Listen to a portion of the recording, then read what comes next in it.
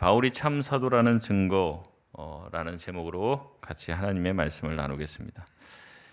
히든싱어라고 하는 예능 프로그램을 아시는지 모르겠습니다. 진짜 가수와 모창 가수가 나와서 이제 커튼 뒤에서 노래를 부릅니다. 그래서 이제 누가 진짜 가수인지를 맞추는 프로그램입니다. 연예인 게스트들이 나오고 한 100여 명에 되는 이제 패널들이 나와서 투표를 해서 누가 진짜인지를 이제 맞추는, 그래서 탈락자와 우승자를 선택하는 그런 프로그램인데 저도 몇 번 봤습니다. 이제 제 나름대로는 제 귀가 아주 정확하다라고 자부하고 있기 때문에 이 사람이 맞다. 근데 딱 뚜껑 열어보면 아닌 거예요. 보니까 모창하는 사람이 더 진짜 같더라고요. 이거를 그 다음에는 안 틀려야지 있다고 딱 이 사람이 맞다 이렇게 하는데 또 열어보면 또 아니더라는 거죠. 그러면서 이제 정말로 노래를 잘 부르는 진짜 가수처럼 노래 부르는 그 모창 가수를 보고 사람들이 다 뭐라고 얘기하냐면 야 진짜 같다, 야 진짜 감쪽 같다, 막 그렇게 얘기를 해요. 여러분, 근데 진짜 같다라고 하는 말은요, 그게 진짜라는 거예요, 가짜라는 말이에요? 가짜라는 말이죠. 그러니까 진짜 같다라는 말 자체가 그게 가짜라는 말을 포함하고 있다는 말이에요. 그러니까 진짜면 진짜라고 얘기하죠. 진짜 같다, 와 진짜 같다, 이런 말은 사실은 가짜라는 말이죠. 조선시대 실학자인 연암 박지원 선생은 자신의 산문에서 이렇게 얘기했습니다. 비슷한 것은 가짜다, 이렇게 얘기했어요. 사람들이 비슷한 것이 진짜인 줄 알고 추구한다는 거예요. 그러니까 비슷한 것은 가짜인데도 불구하고 왜 진짜를 추구하지 않고 비슷한 것, 거의 진짜 같은 것에 목을 매느냐라고 얘기하며 진짜를 추구해야 된다, 이제 이런 얘기를 합니다. 여러분, 진짜 같은 것을 또 뭐라고 얘기합니까? 사입이라고 이야기하죠. 사입이 무슨 뜻입니까? 사기꾼 뭐 이런 건 줄 아는데 그게 아니라 닮을 사자에다가 말 이을 이 아닐 비입니다. 직역을 하면 어떻게 됩니까? 닮았지만 아니라는 거죠. 닮았지만 아니라는 겁니다. 사이비는 단순히 가짜가 아니라 진짜 같은 가짜를 얘기하는 거예요. 심지어 사이비 종교는 더 나쁘죠. 사이비 종교는 어떻습니까? 의도를 가지고 진짜인 채 하는 거예요. 그냥 비슷하게 보이는 그게 아니라 어떤 의도를 가지고 진짜인 흉내를 내고 있다는 거죠. 성경에는 이 사이비에 관해서 또 거짓 사도들에 대해서, 거짓 선지자들, 선생에 대해서 여러 차례 경고하고 있습니다. 예수님께서는 마태복음 7장 15절에 이렇게 말하고 있습니다. 거짓 선지자들을 삼가라. 양의 옷을 입고 너희에게 나오나 속에는 노략질하는 일이라 라고 말씀합니다. 예수님의 말씀이죠. 이 세상에는 가짜 선지자들이 있는데 그들이 어떻게 해요? 겉은 양의 옷을 입고 있어요. 그래서 아주 온순해 보이고 정말 양 같아요. 근데 속에는 뭐가 있다는 거예요? 이리가 있다는 거죠. 늑대가 있다는 거죠. 그렇게 양의 탈을 쓰고 접근한 이리는 어떻게 합니까? 나중에 그 양을 잡아먹는 일을 한다는 거죠. 거짓 선지자들이 그렇다는 겁니다. 온갖 거룩한 일들, 뭐 성스러운 것들, 하나님의 이름을 다 팔고 있지만 결국에 그들이 하는 목적은 뭐예요? 양을 잡아먹는 일이라는 겁니다. 바울도 이와 같은 경고를 합니다. 우리가 몇 주 전에 말씀해 봤는데 고린도후서 11장 14절에서 15절에 이렇게 말합니다. 이것은 이상한 일이 아니니라. 사탄도 자기를 광명의 천사로 가장하나니 그러므로 사탄의 일꾼들도 자기를 의의 일꾼으로 가장하는 것이 또한 대단한 일이 아니니라. 그들의 마지막은 그 행위대로 되리라 라고 말씀하십니다. 여기서 두 번이나 가장하다라는 말을 해요. 가장했다는 말은 그렇게 꾸민다는 거죠. 사탄도 빛의 천사로 자기를 꾸민다는 겁니다. 그러니까 빛의 천사, 얼마나 빛의 천사 보고 싶어 합니까? 근데 그 빛의 천사를 봤다고 해서 그 빛의 천사가 다 진짜라는 거예요? 또 가짜가 섞여 있다는 거예요? 가짜가 섞여 있다는 거죠. 사탄의 일꾼도 뭐예요? 의의 일꾼으로 가장한다는 거죠. 이 쉽게 말하면 하나님의 종이라고 얘기하는 사람들이에요. 이제 뭐 그렇잖아요. 하나님의 종이다, 자기가 능력의 종이다, 이렇게 말하는 사람도 어떻다는 겁니까? 사탄의 일꾼도 그렇게 자기 자신을 가장한다는 거예요. 근데 무슨 얘기를 하냐면 이런 일이 대단한 일이 아니라고 얘기합니다. 그러니까 흔히 이런 일들이 일어난다는 거예요, 안 일어난다는 거예요? 일어난다는 거죠. 굉장히 많이 만연해 있다는 거예요. 아니 어떻게 저 사람이 저런 사람일 수 있어? 너무 충격받을 일이 아닙니다. 성경에 이미 얘기합니다. 그런 사람들 많이 있다는 거예요. 알곡만 있는 게 아니라 그 안에 뭐가 있어요? 가라지도 있다는 얘기를 하고 있는 거죠. 여러분 그럼 누가 진짜이고 누가 가짜일까요? 이 말을 하고 있는 바울이 진짜라는 사실은 어떻게 증명해낼 수 있을까요? 오늘 본문에서 바울은 자신의 사도권에 대해서, 자신이 사도가 아니라고 의심하는 자들에 대해서 자신이 왜 하나님께서 보내신, 예수님이 보내신 사도인지를 증명합니다. 오늘 본론으로 들어가서 한번 말씀을 보겠습니다. 11절 말씀에 보면은 바울은 먼저 자신이 자랑하는 사람이 됐다는 것에 대해서 굉장히 허탈해합니다. 자랑하고 싶지 않거든요, 자기 자신을. 자기를 자랑할 수밖에 없는 상황이 된 거예요. 왜 그렇게 됐습니까? 이 고린도 교인들이 이제 바울이 계속 겸손하게 하면 나는 아무것도 아니다, 나는 아무것도 모르고 나는 높은 사람도 아니고 낮은 사람이다 이런 얘기를 하면 진짜 그런 줄 알아요, 진짜. 그 바울 아무것도 아니구나, 바울 뭐 정말로 낮은 사람이구나, 뭐 이렇게 생각을 한다는 거죠. 근데 와서 거짓 선지자들, 거짓 사도들이 막 자기의 사역을 부풀리고 내가 뭐 어느 대학을 나왔고 뭐 어디에서 뭐 대단한 목회를 했고, 근데 이제 알고 보면 다 뭐예요? 가짜인 거예요. 그런 일이 없어요. 이제 한창 우리나라도 말이 많았었잖아요. 가짜 학력을 가지고, 가짜 학위들을 가지고 논문 조사해 보면 다 가짜고 거짓말이고 남이 써주고, 이제 목회자들 가운데도 그런 것들이 많이 나오는 거예요. 근데 왜 그걸 부풀립니까? 허세를 부리려고 하는 거죠. 한 거는 한 거라고 얘기하고 안 한 거는 안 한 거라고 하면 되는데, 안 해놓고선 한 것이냐 이제 부풀리는 거예요. 부풀리는 거 자꾸. 이 부풀리는 게 문제가 되는 거죠. 근데 그 부풀리면요, 그 부풀린 게 정말 사실인지 아닌지 조사를 해야 되는데 조사도 안 해요. 그냥 믿어버려요. 이게 고린도 교인들입니다. 그러니까 바울은 많이 있잖아요. 자기가 공부도 많이 하고 집안도 빵빵하니까 뭐 로마의 시민권을 가지고 태어난 사람이에요. 그러니까 얼마나 집안도 빵빵하고 어렸을 때부터 가말리엘 문화에서 교육도 받고 바리새인 중에 바리새인이고 베냐민 집하고 자랑할 게 많은 사람이에요. 근데 그런 건 말 하나도 안 합니다. 자기는 그냥 부족한 그리스도의 종이다, 이렇게 하면 진짜 아무것도 없구나 이렇게 생각하는 거예요. 근데 이 사람들은, 거짓 선지자들, 사도들은 와갖고 자기의 이력과 학력을 막 부풀리는데 확인도 안 해보고 그걸 다 그냥 철떡같이 믿어버려요. 그래서 심지어 그 사람들이 어떻게 얘기했습니까? 바울이 이제 그런 표현을 써요. 너희가 내 말은 아무리 말을 해도 듣지도 않고, 저 사람들이 저렇게 부풀려서 내가 위대한 선지자다 막 얘기하는 거는 너무 믿어서 그 사람들이 심지어 너희를 때리는데도 그 말에 잘 순종한다는 거예요. 저들이 너희의 모든 그 물질들을 착취해 가는데도 왜 거기 따라가고 순종하고 주의 종이니 이렇게 가냐는 거죠. 그 사람이 정말 진짜인지 가짜인지 판단하지도 않고 왜 그러냐는 거예요.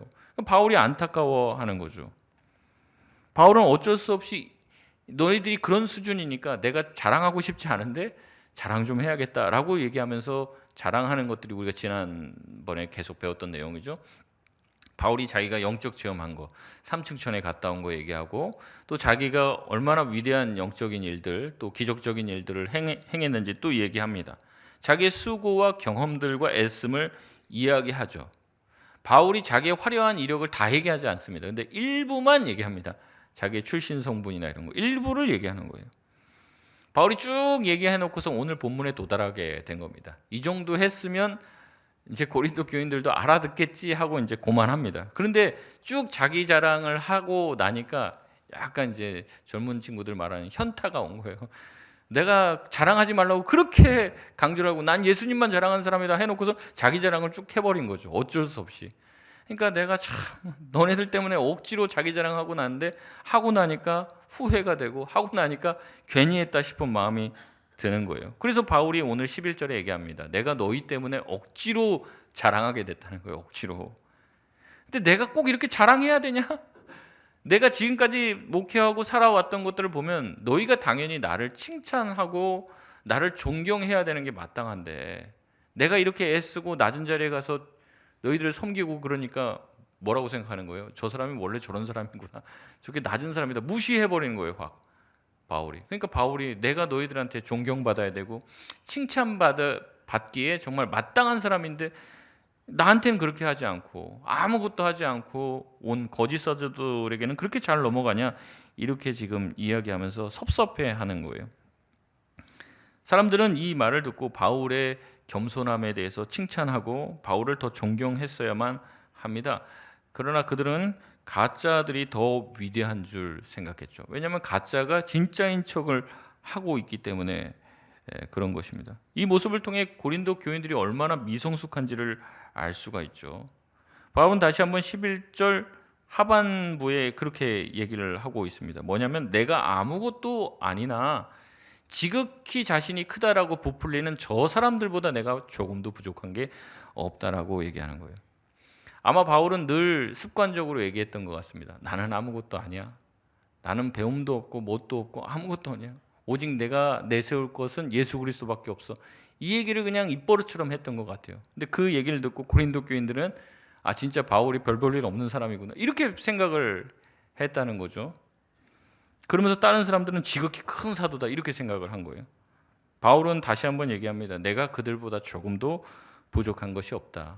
내가 정말 하나님께서 보내주신 참 사도라는 증거가 있는데 그것이 무엇이냐? 12절에 이렇게 말하고 있습니다. 우리 12절 말씀 같이 한번 읽겠습니다. 시작. 사도의 표가 된 것은 내가 너희 가운데서 모든 참음과 표적과 기사와 능력을 행한 것이라. 아멘. 바울은 12절을 통해 자신이 가짜 사도들과는 다른 주님이 주신 사도의 표를 가지고 있는데 크게 두 가지라고 이야기합니다. 첫 번째는 모든 참음으로 사역했다라고 말합니다. 바울은 참는 사람이었습니다. 인내의 사람이었어요. 바울에게는 참아야 될 것들이 많았습니다. 첫 번째는 외적인 고난이었습니다. 바울을 죽이기 전까지는 먹지도 마시지도 않겠다는 40명이 있었어요. 여러분, 누군가가 저와 여러분에게 편지를 보내갖고 너와 니네들 가족 죽이기 전까지는 내가 밥도 안 먹고 잠도 안 자겠다, 곧 기다려라, 밤길 조심해, 누가 그 편지 보내면은 뭐 좋겠습니까? 얼마나 막 두렵고, 이게 장난 편지라고 해도 얼마나 그게 막 불안하고 막 그러겠어요. 근데 40명이 그렇게 맹세를 하고 머리에 띠두르고 바울이 지나다니는 길목마다 숨어 있었던 거예요. 얼마나 그게 불안하고, 실제적으로 바울을 죽이려는 위협들이 여러 번 있었죠. 바울은 모함을 당하고 또 많은 사람들에게 핍박을 받아 감옥에 갇히기도 했고 매도 맞고 돌도 맞았습니다. 험난한 길 가운데 여러 번 죽을 뻔했지만 이 모든 것을 견디고 인내했습니다. 바울은 또한 내적인 고난도 있었죠. 바울이 예수를 믿고 믿음의 공동체 안에 들어갔는데, 믿음의 공동체 안에 들어가면 사랑하고 포용해 줘야 되잖아요. 근데 그게 아니에요. 바울이 교회 안에 들어와서 교회 안에서부터 공격을 많이 받습니다. 교회 내부에서 바울의 말들을 트집 잡고 바울을 이단시했습니다. 바울에게는 계속해서 처음부터 예수님을 따라다니지 않은 사람이다라는 꼬리표가 늘 따라왔고 비방에 시달렸습니다. 하지도 않은 일에 대해서 모함을 받았고 바울이 억울한 일을 교회 안에서 당한 것은 셀 수도 없습니다. 바울이 과거에 스데반을 죽인 앞잡이라는 사실은 쉽게 지워지지 않는 일이었습니다. 이제 교회 공동체란 말이죠. 근데 바울이 어떤 사람이었냐? 여기 안에 있는 중직자 중에 한 명을 죽인 거예요. 근데 자기 회개했다고 여기 와서 앉아 있어요. 우리가 같이 예배드리고 하하호 할 수 있겠습니까? 이 가족들이 다 있는데, 스데반 가족들도 있고 친구도 있고 다 있는데 여기 안에서 그렇게 같이 지낼 수 있겠냐고요. 늘 마음 가운데 용서는 했다고 하지만 스데반의 가족들, 친지들, 스데반과 같은 믿음의 동료들은 바울을 좋은 시선으로 보지 않았을 거예요. 늘 의심했습니다. 바울 저거 소위 요새 말하는 밀정 아니야? 이게 들어와 갖고 어떻게 해요? 뭐 완전히 그 안을 쑥대밭으로 만들려고 기독교 공동체 안에 자기가 회심했다고 하면서 들어와서 베드로 여기 살고 있고 야고보 여기, 요한 여기 살고 있고, 그래서 어떻게 해요? 조직을 아주 일망타진하려고 이게 숨어든 사람 아니야? 이런 의심을 늘 받았어요. 바울은 이런 모든 시선들을 견뎌냈습니다. 또한 바울 자신에게도 문제가 있었죠. 자기에게 육체의 가시가 깊이 박혀 있어 이것이 사도 바울을 힘들게 했습니다. 그러나 그럼에도 불구하고 바울은 어땠습니까? 모든 것을 참았다고 얘기합니다. 모든 것을 견뎌냈다고 말하며 이것이 바로 자신이 그리스도의 사도인 가장 첫 번째 증거라고 이야기합니다. 히브리서 12장 2절에서 3절 말씀 같이 한번 읽겠습니다. 시작. 믿음의 주요 또 온전케 하시는 이인 예수를 바라보자. 그는 그 앞에 있는 기쁨을 위하여 십자가를 참으사 부끄러움을 개의치 아니하시더니 하나님 보호자 우편에 앉으셨느니라. 너희가 피곤하여 낙심하지 않기 위하여 죄인들이 이같이 자기에게 거역한 일을 참으신 일을 생각하라. 아멘. 바울은 그리스도를 닮아가며 그리스도를 바라보며 살았습니다. 그리스도께서 참으셨기 때문에 자기도 참아야 한다고 생각했죠. 그리스도께서 십자가의 고난을 참으셨습니다. 그리고 자기를 거역한 일을 참으셨습니다. 자신도 그렇게 해야 된다는 거죠. 바울은 그리스도의 사도라는 말이 뭐냐면 보내심을 받은 자예요. 보내심을 받은 자. 사도라고 얘기하면 이제 우리식으로 얘기하면 대사 내지는 사신입니다. 그래서 그 나라의 대사를 이제 파견을 하잖아요. 그럼 간 대사는 뭐예요? 그 나라에서 결정하는 모든 것들에 대한 대변인이 되는 거죠. 대통령이 하는 말들에 대해서 그 사람이 그 나라 가서 대신 얘기하고 의견을 주고받는 우리나라의 대표로서 거기 가는 게 대사예요. 바울이 만약에 이런 대사, 사도로서 하나님께 보내심을 받았다면 바울이 하는 모든 말은 누구의 말이 돼야 되는 거예요? 하나님의 말씀, 주님의 말씀이 돼야 되는 거예요. 그러니까 자기가 함부로 말하지 않으려고 합니다. 오직 주님의 말씀을 대변하려고 그래요. 함부로 행동하려고 하지 않습니다. 자기의 모든 행동이 예수님을 보여주는 것이라고 생각하기 때문에 조심스러워하는 것이죠. 그래서 자기가 예수님을 닮아가고 예수님을 비춰주고 바울이 사는 모습을 보면서 바울이 행동하는 모습을 통해서 아, 예수님이 저런 분이구나라고 사람들과 성도들에게 느껴지게 하려고 그렇게 행동한 거예요. 바울은 생각하는 겁니다. 오늘 본문에도 나오지만 그리스도께서 여러분 자랑하셨습니까? 자랑 안 하셨죠? 뭐 그리스도께서 나 예전에 저기 갈릴리 가고 거기 가서 오병이어 했어. 예수님이 자기 입으로 얘기하십니까? 예수님이 뭐 어디 가갖고 내가 뭐 이런 일도 행했고 저런 일도 했고 내가 거기서 그냥 뭐 나사로도 내가 살리고 말이야. 그런 일도 했고 말이야.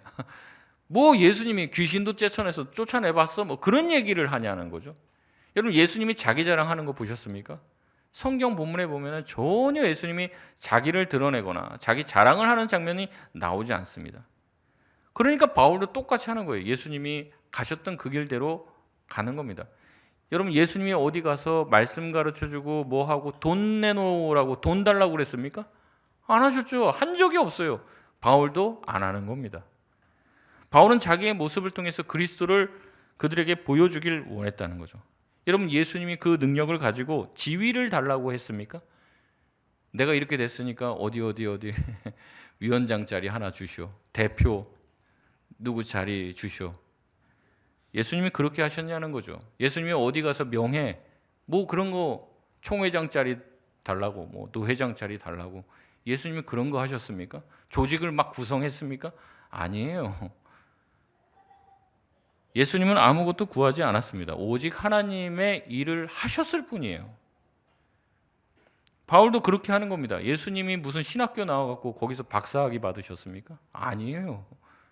하나님의 말씀을 전하시고 그 사역을 하셨을 뿐이죠. 바울도 그래서 그러는 거예요. 자기는 물론 전문적인 신학 교육도 받고 성경도 배웠고 많이 알고 있지만 예수님이 그것을 드러내지 않았기 때문에 자기도 드러내지 않는 것이에요.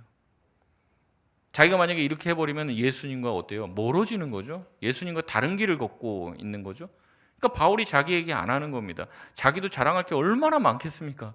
말하려면 한도 끝도 없을 거예요. 그렇게 많은 사람이고 잘난 사람입니다. 근데도 얘기 안 해요. 왜냐하면 예수님처럼 자기의 모든 행동과 말이 예수님을 오해하게 만들까 봐 예수님이 하셨던 대로 하려고 했던 사람이 바로 사도 바울입니다. 그래서 참은 거예요.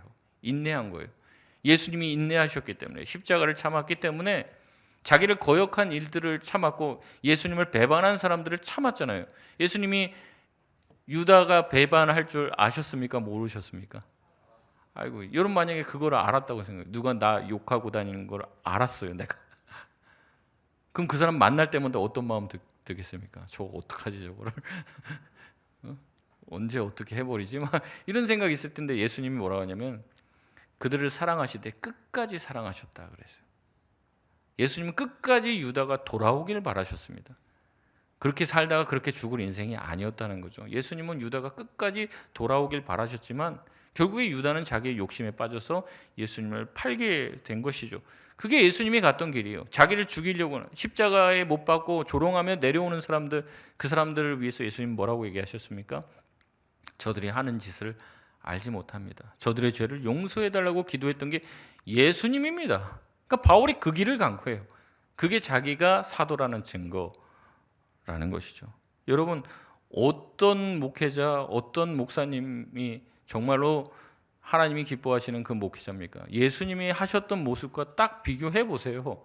딱 겹쳐놔 보시라고요. 저는 가끔 그런 생각인데 왜 저렇게 저런 사람들한테 현혹이 되는지 이해를 못 하겠어요. 장자리 좋아하고 어디 가서 내놓기 좋아하고 이름 달길 좋아하고 예수님이랑 비교해 보시라고, 겹쳐 보시라고요.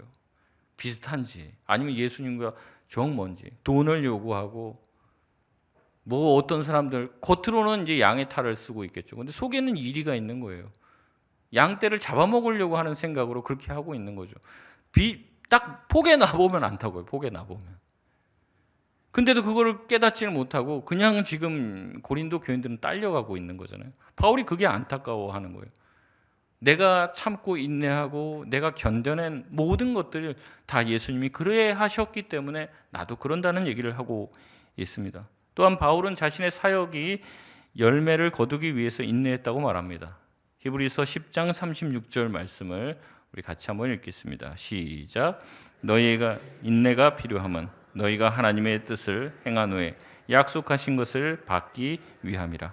아멘. 히브리서 기자는 얘기합니다. 약속한 것을 받기 위해 우리에게 뭐가 필요하다고요? 인내가 필요하다고 얘기합니다. 그러니까 기다려줘야 돼요. 기다려줘야 돼. 그 사람이 돌아올 때까지 기다려줘야 되고 그 주님의 때가 될 때까지 기다리고 인내해야 합니다.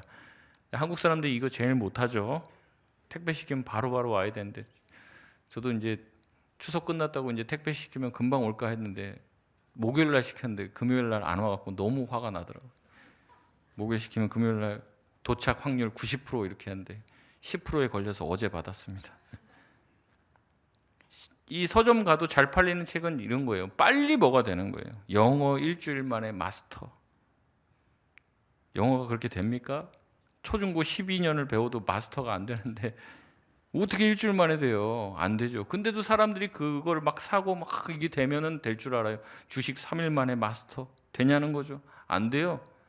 그런데도 불구하고 빠른 길, 지름길을 찾습니다. 쉽게 이렇게 뭔가를 얻어내려고 하는 거죠. 근데 그렇지 않아요.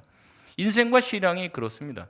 여러분 아이를 키워 보십시오. 아이에게 뭐 보통 새끼인데 뭐 이틀치 먹이면 이틀치만큼 큽니까? 애가 안 크죠. 이틀치 똥은 쌀지 모르지만 이틀치만큼 안 커요. 밥을 먹이고 뭐가 필요합니까? 인내하고 시간이 필요한 거예요. 여러분 농사를 지어 보시란 말이죠. 한 달치 그냥 뭐 비료주면 어떡합니까? 다 뿌리가 다 타버릴 거 아니에요. 한 달치 막 물 탁 들여보면 다 뿌리가 썩어요. 그게 아니죠. 적당량의 비료가 필요하고 공기가 필요하고 또 물을 주고 정성을 들여서 시간이 흘러야지 되는 거예요. 인내해야 되는 시간들이 필요합니다. 그런데도 우리는 어때요? 뭐가 빨리 돼야 돼요. 뭐 기도하면 막 당장 돼야 되고 뭘 붙들면 그러니까 인내하지를 못한다는 거죠. 바울은 어땠습니까? 고린도 교인들의 미성숙함에 대해서 빠르게 반응하지 않고 기다려준 거예요. 인내해 준 거죠. 왜냐하면 바울 또한 그랬던 자신의 과거가 있기 때문에 그렇습니다. 바울도 처음에 막 불받아서 막 뜨겁게 사역할 때는 불같은 승리가 보입니다.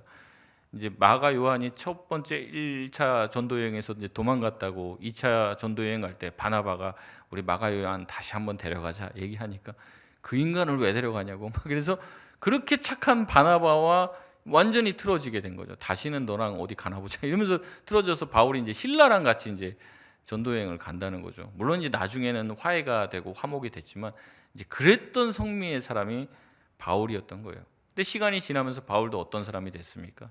견디고 인내하고 참고 성숙한 사람이 됐어요. 그리스도를 닮아간 것이죠. 우리도 지금은 그리스도를 많이 닮지 못해서 이제 옛 모습이 많이 남아 있을 수도 있습니다. 근데 그 모습이 정상은 아니에요. 우리가 어떻게 됩니까? 그리스도의 성품을 닮아가야 될 줄 믿습니다. 시간이 흐르고 예수 그리스도를 믿는 시간이 흐르면요, 이제 신앙이 연수만 채워서는 안 돼요. 주님을 더 닮아가야 하는 것이죠. 이것이 바로 이 사도 바울이 내가 사도다라는 첫 번째 표로서 이야기하는 것입니다. 두 번째, 바울의 사도로서의 표지는 표적과 기사와 능력이었습니다. 우리는 사도행전을 통해서 바울이 행한 놀라운 일들을 봅니다. 기적을 많이 베풀었죠. 병을 낫게 하고 귀신을 쫓아내고 죽은 사람도 살려냈습니다. 옥문이 열리고 뱀에 물려도 해를 입지 않았습니다. 기적과 같은 일들을 많이 행했죠. 그러나 바울이 자기가 사도로서의 표지를 얘기할 때 첫 번째로 말하는 단어가 뭐냐면 표적이라는 거죠. 표적. 표적은요, 영어로 얘기하면 사인이에요. 우리가 이제 그런 얘기들도 많이 하는데 징조다 이런 얘기를 하죠. 징조. 그러니까 내가 이제 하나님께 기도하고 뭐 할 때 무슨 일이 벌어졌어요. 아, 이거 하나님이 이렇게 하라는 징조다, 사인이다, 이렇게 얘기하는 것처럼 바울이 베풀었던, 바울을 통해서 드러났던 그 초자연적인 기적적인 일은 뭔가를 얘기하려고 하시는 하나님의 뜻이 있어서 그 기적이 일어났는데, 그것이 무엇이냐면 결국 바울이 증거한 예수 그리스도가 참된 하나님이시고 구원자라는 것을 증명해내기 위해 그 기적과 같은 일들이 일어났다는 거죠. 근데 특별히 바울이 하나님께서 자기에게 베풀어 주신 표적이라고 하는 말을 쓸 때는 가장 많이 바울이 자기 스스로가 고백했던 표적은 무엇이냐면 바로 자기에게 예수 그리스도께서 나타나셔서 자기를 계시한 그 사건, 그것을 가장 위대한 표적으로 3번이나 사도행전에서 이야기하고 있습니다. 바울에게는 이게 뭐 딴 사람들한테는 죽은 사람 살아나고 뭐 이런 게 큰 표적처럼 보이죠. 근데 바울이 보기에는 그게 아니에요. 병 고친 사람, 막 죽을 병에, 불치병에 걸린 사람이 낫는 거, 우리가 봤을 때는 그게 위대한 표적처럼 보이지만 바울이 볼 때는 아니에요. 자기 같은 사람이 어떻게 예수를 믿고 하나님의 사도가 될 수 있는지, 내가 이렇게 어떻게 변할 수 있는지, 이게 바울에게는 하나님이 보여주신 가장 큰 기적이었다는 거죠. 우리 주변에도 아마 예수 안 믿는 분들이 많이 있을 겁니다. 그리고 여러분이 예수 믿는 거를 별로 좋아하지 않는 분도 계실 수 있어요. 교회 다니는 거 별로 안 좋아한단 말이죠. 근데 한번 질문해 보십시오. 여러분이 교회 다닌다고 해서 여러분 죽이려고 하는 사람 있습니까? 여러분을 막 모함해서 감옥에 가두려고 하는 사람이 있어요? 그런 사람은 아마 없었을 겁니다. 그러니까 우리가 그런 사도 바울 같은 사람 아직 못 만난 거죠. 바울은 그런 일을 하던 사람이었습니다. 하나님을 완전히 잘못 믿어갖고 예수 믿는 사람들 잡아 죽이려고 했던 사람이에요. 근데 이런 사람이 예수 믿고 변화된다는 게 가능할까요? 이제 생각해 보는 거죠. 야, 이 사람은 진짜 뭔 수를 써도 이 사람은 교회 안 다닐 것 같다. 이런 사람 중에 우두머리가 사도 바울이에요. 진짜 이 사람은 문수를 써도 교회 안 다닐 것 같은 사람, 이런 사람이 바울이라는 거죠. 근데 바울이 어떻게 됩니까? 놀라운 기적과 함께 예수님께서 나타나서 자기를 계시해 주시고 예수님을 믿게 되었잖아요. 우리는 이제 가끔 얘기합니다. 왜 바울처럼 나 안 만나주세요? 나한테도 나타나고 난 네가 핍박하는 예수다, 뭐 이런 말 한번 듣고 싶은데 왜 나한테는 그런 거 없으세요? 바울이 얼마나 이 폐악하고 아주 악독하고 하나님을 향해서 적대적이었는지 그 정도 기적이 아니면 안 돌아와요. 이 사람은 뭐 천국과 지옥을 한번 싹 보여줘야지 그게 본 게 대단한 게 아니라 그 정도가 아니면 이 사람 돌아올 것 같지가 않으니까 하나님이 강력하게 예수 그리스도께서 계시해 주셔서 이 사람이 변화되고 기적과 같은 일이 벌어진 거죠. 예수님을 핍박하고 죽이려던 사람이 이제는 예수님을 위해서 죽게 되어지는, 그것조차도 감당하겠다고 하는 사람이 되었으니까 이게 얼마나 대단한 일이냐는 거예요. 그러니까 다른 기적들도 많이 있죠. 뭐 병 낫고 귀신 나가고, 여러분 수많은 기적들이 있죠. 그럼에도 불구하고 바울은 이 표적이 가장 큰 자기의 예수 믿은 증거라고 지금 이야기하고 있는 것입니다. 여러분, 나올 것 같지 않은 사람들, 예수 믿을 것 같지 않는 사람이 교회에 나오고 예수님을 믿는 것, 이것이 기적인 줄 믿습니다. 이것이 우리에게 하나님이 살아계시다는 가장 큰 표적이에요. 제가 말씀드리잖아요. 여러분, 병 낫는 거 중요하죠. 우리가 기도하면서 돈을 벌고 막 기도해갖고 뭐 안 되던 사업이 뚫리고 뭐 좋은 직장에 취직하고 집 사고 뭐 이런 거 다 귀합니다. 좋은 거죠. 근데 병 나아도요, 죽습니다, 사람. 돈 벌고 사업 잘 돼도요, 언젠가 사람은 어때요? 죽어요. 집 여러 채 있어봤자 죽는다고요. 예수님 말씀하시잖아요. 그렇게 집 짓고 창고 짓고 이렇게 하는데 그래 잘하고 있다. 오늘 저녁에 네 영혼을 내가 도로 찾는다면 이 모든 것이 다 누구의 것이 되겠느냐? 묻잖아요. 여러분 우리가 죽음 이후에 뭐가 있습니까? 심판이 있다고 하잖아요. 예수님을 믿지 않아도 괜찮습니까? 예수님 믿는 것이 가장 중요하잖아요. 근데도 우리는 자꾸 사변적인 것, 주변만을 맴돌아요. 주변만을. 병이 낫는 것도 중요하다니까요. 병이 낫고 고쳐지고 건강하게 사는 것 중요합니다. 제가 그거 뭐 무시하는 게 아니라 중요한데 더 중요한 게 있다는 거죠. 더 먼저 돼야 될 게. 예수 그리스도를 믿게 되는 것은 정말로 하나님의 은혜 말고는 설명할 수 없는 이 기적인데 이 기적이 우리 가운데 일어나야 될 텐데 이것 말고 딴 것만 하고 있어요. 딴 기도만 하고 있어요 지금. 물론 말은 하죠. 우리 가족이 구원받았으면 좋겠다 얘기하지만 내 마음 깊은 곳에 정말로 그 구원의 문제가 정말로 중요하냐고요. 바울은 자기 자신 어떻게 보면 예수를 믿을 것 같지 않은 믿을 수가 없는 사람이죠. 근데 자신이 예수를 믿게 되고 이제는 예수를 위해서 죽는 사람이 됐고 자기 인생의 모든 것을 예수 그리스도를 위해서 헌신하는 사람이 된다. 이런 기적이 세상에 어디 있습니까? 지금으로 말하면 안티 기독교 뭐 카페 뭐 회장이에요. 이런 사람 막 기독교 욕하고 교회 욕하고 막 그런 것만 인터넷에 막 올리던 사람이 갑자기 어느 날 예수 믿고 변화돼서 뭐 선교사 되겠다, 뭐 목회자 되겠다, 뭐 이러는 지금 모습이라는 거죠. 바울은 자기 자신을 증거로 삼습니다. 자기에게 하나님이 베풀어 주신 자기가 무슨 행한 놀라운 이게 아니라 자기 자신에게 행하여진 놀라운 이 표적을 자기 자신의 삶을 지금 성도들에게 간증하며 이야기하고 있는 거죠. 바울은 자신의 말을 13절에 이렇게 마무리 짓습니다. 내가 고린도 교회에 폐를 끼치지 않으려고 돈 안 받은 것 말고 내가 다른 교회와 비교해서 너네 교회에게 뭐 잘못한 게 있냐? 없다는 거예요. 자기는 다른 교회랑 다 똑같이 했는데 고린도 교회에만 사례금을 안 받았어요. 딴 데서는 받았습니다. 받았는데 고린도 교회에게만 안 받았어요. 왜냐하면 고린도 교인들이 너무나도 미성숙하니까 돈 받으면 오해할까 봐 안 받은 거예요. 일부러. 그런데 어떻게 합니까? 사람들은 이것 가지고도 꼬투리를 잡는 거예요. 왜 사도 바울 선생님 왜 공평하게 안 해요? 왜 우리들한테는 돈 안 받고 딴 데서는 돈 받고 왜 그러세요? 우리 차별하는 겁니까? 이런 걸로 공격을 했어요. 공격할 거리입니까 이게?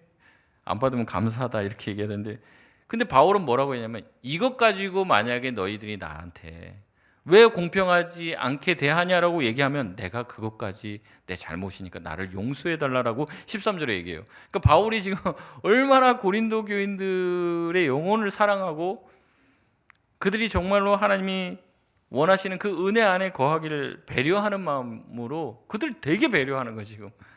야단쳐도 제가 보면 확 야단을 쳐도 시원치 않을 판인데 야 그래 내가 너네들한테 공정하게 대하지 못한 거 미안해. 니네 교회에서 사례비 안 받은 거 미안해. 그 얘기를 하고 있는 거예요 지금. 바울은 자신의 고린도 교인들을 위해서 최선을 다해서 목회를 했습니다. 그리고 그렇게 행동했어요. 그러나 그 행동 때문에 생기는 불필요한 오해들에 대해서 또 용서를 구하는 모습을 보입니다. 이게 이제 바울이 정말로 사도가 된 증거였다는 거죠. 그들을 항상 배려하고 자기 자신을 낮추고 항상 참고 인내하고 자기가 뭐 대단한 일을 한 것, 목회적인 되게 큰 성과를 거둔 것 이게 자기의 사도의 표지가 아니었다는 거죠. 이 말씀을 준비하며 제 자신도 한번 깊이 돌아보게 되었습니다. 저에게 있어서 참 목사로서의 표지가 뭐가 있는지, 뭐가 정말 내가 참 목사라는 증거가 될 수 있을까? 보면은 뭐 내세울 게 없어요. 부족하다 이런 생각들을 많이 합니다. 아직도 부족하고 어리고 연약한데도 우리 성도들이 잘 참아주셔서 그래도 목회하고 있구나 이런 생각들을 하게 됐습니다. 그러면서 진짜 같은 목회자, 진짜 목사 같아요. 그렇게 말하면 뭐예요? 가짜죠. 이게 진짜 목사가 되길 바란다. 이제 그런 기도를 더 많이 하게 됐습니다. 하나님이 인정하시는 목사가 돼야 되는 거죠. 막 성도님들이 우리 목사님 너무 좋아요. 이게 너무 좋은 목사가 되면 안 되고 진짜 목사가 돼야 되는 거죠. 하나님이 봤을 때 정말 너 목회자다. 내 마음과 같다. 그런 마음을 가져야 되잖아요. 그걸로 인정을 받아야 되잖아요. 기도 많이 해주십시오. 하나님 앞에 부끄럽지 않은 목사가 될 수 있도록. 벼랑 끝을 걷는 것 같은 느낌이 들 때가 있습니다. 이제 한 발만 삐끗하면 이제 이렇게 가면 사꾼이 되고 이렇게 되면 또 바른 목회자로 가는 길이 이게 진짜 동전의 양면과도 같고 정말 그 한 발자국 차이밖에 되지 않는 거예요. 여러분 자신에게도 권면하실 수 있었으면 좋겠습니다. 이제 목사의 표가 있다라고 하면 우리 모두도 또 직분을 받으셨을 거예요. 우선은 우리가 신자라는 직분을 받았습니다. 우리가 신자로서 내가 신자로서의 표가 뭘까? 누군가 봤을 때 예수 믿었다는 사람, 예수 믿은 사람이라는 표, 증거가 뭐냐? 내가 정말 참고 있나? 바울처럼 예수님을 닮아가고 있는가? 질문해 보시길 바랍니다. 여러분 집사십니까? 권사십니까? 여러분 장로십니까? 정말로 하나님이 인정할 만큼 그 자리에 그렇게 서 있습니까? 여러분이 가장이십니까? 어머니십니까? 아내십니까? 여러분 자녀십니까? 그 각자의 자리에서 하나님이 인정하는 바른 자리매김이 되고 있냐는 거예요. 내가 정말 바른 스스로 나 이 정도로 잘하고 있어 이게 아니라 하나님이 인정할 만한 예수 믿는 사람의 표가 있냐는 거죠. 여러분 질문하시고 또한 그것을 가지고 주님 앞에 설 수 있길 바랍니다. 말씀을 마치겠습니다. 바울은 자신이 사도임을 의심하는 자들에게 자기의 사도의 표를 얘기합니다. 내가 인내했다는 거예요. 그리스도처럼 참았다는 거죠. 모든 것을. 그리고 자기 자신의 삶을 간증합니다. 여러분 우리도 그리스도인이라면 그리스도인의 표가 나야 하는 거죠. 표가 있어야 하는 거죠. 예수 믿는 티가 좀 나야 되는 거예요. 여러분이 세상에 나가서 사람들과 친구들과 만나서 이야기하는데 나 사실 교회 다녀 그러면 사람들이 다 놀라고 교회 다녔어? 뭐 놀라고 그렇게 하시면 안 됩니다. 티가 나야죠. 예수 믿은 사람 뭔가 다른 느낌이 나야죠. 막 거룩한 척하고 막 그런 게 아니라 뭔가 남다른 게 있어야 하는 거죠. 결국에 교회가 남다르지 못했기 때문에 세상에 지탄을 받는 거죠. 야, 교회가 더하네. 교회 다니는 사람들이 더 못됐네. 이런 얘기 듣는 거죠. 차라리 세상 사람들은 그냥 같이 뭐 소주 한 잔 하고 다 풀자 그러는데 안 풀어요. 이거를 몇 날 며칠이 가도 안 풀고 뭐 성경 말씀에서는 해가 지기 전에는 다 풀라고 하는데 말씀대로도 안 해요. 7번씩 70번이라도 용서하라고 하는데 용서도 안 하는 거죠. 네가 와서 나한테 무릎 꿇으면 내가 한번 생각은 한번 해볼게. 뭐 이런 태도를 가지고 있다면 예수 믿는 그 태가 안 나는 거죠. 그 태가. 여러분 세상에서 예수 믿는 사람으로 사는 거 쉽지 않습니다. 성도로 살려고 하면 인내가 필요해요. 참고 희생해야 될 것도 많이 있습니다. 내가 꺾여야 되고 내가 변화돼야 되고 내가 포기해야 할 것들이 너무나도 많아요. 그래서 많은 사람이 안 하려고 합니다. 그래서 주님은 우리가 세상의 빛과 소금이다라고 말씀하고 있지만 소금과 빛이 그 빛을 잃어버리고 그 짠맛을 잃어버리고 산다는 거죠. 그러면 세상 사람들에게 다 버려지는 거예요. 주일에만 잠깐 나와 하나님을 찬양하고 예배하는 것으로 여러분의 의무를 다했다고 생각하는 종교인 되지 마시고 한 주 동안 여러분이 있는 자리 언제 어디서든 어느 때에든 어느 상황에서든 그리스도인으로 살아갈 수 있는 저와 여러분 되시길 바랍니다. 우리 이 시간 찬양하고 기도하도록 하겠습니다.